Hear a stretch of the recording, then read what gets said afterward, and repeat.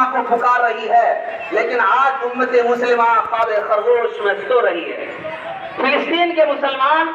اپنے جان کی بازی لگا کر کے اپنے مال و متاع کو برباد کر رہے ہیں، اپنے بچوں کو یتیم کر رہے ہیں۔ ان کے معصوم بچے جو جنہوں نے آنکھ نہیں کھولی، ابھی انہوں نے دنیا نہیں دیکھی ہے، وہ بچے شہید ہو رہے ہیں، ان کی لاشیں اجتماعی قبریں بن رہی ہے۔ میرے بھائیوں، یاد کریے کبھی کبھی اپنے ان بھائیوں کے لیے، ان معصوم بچوں کے لیے۔ آج پوری دنیا کی طاقت، جتنی باطل طاقتیں ہیں، جتنے اسلام سے ہٹے ہوئے ہیں، سارے ایک جٹ ہو چکے ہیں کہ فلسطین کی سرزمین کو برباد کر دیا جائے اور اسے اسرائیل کے حوالے کر دیا جائے۔ ہم کچھ نہیں کر سکتے،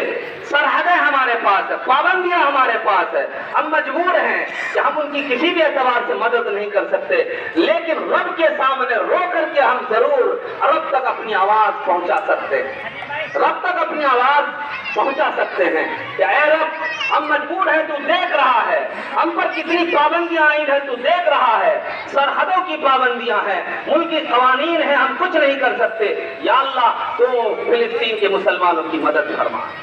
ابھی بھی کریں گے دعا،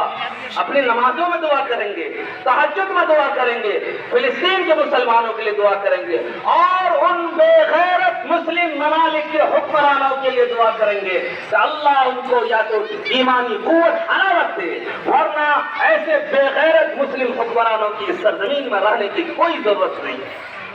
ایسے بے غیرت مسلم حکمراں جو عیاش ہو، مکار ہو، جو اسلام کو مٹانے کے لیے قوانین پر قوانین بنا رہے ہوں، ہم تو دعا کریں گے یا اللہ ایسے بے غیرت مسلم حکمرانوں سے زمین کو پاک فرما۔ چاروں طرف مسلم حکمراں ہیں، وہ بچے سسک رہے ہیں، بھوک سے مر رہے ہیں، بلک رہے ہیں، ان کے جسم خون آلود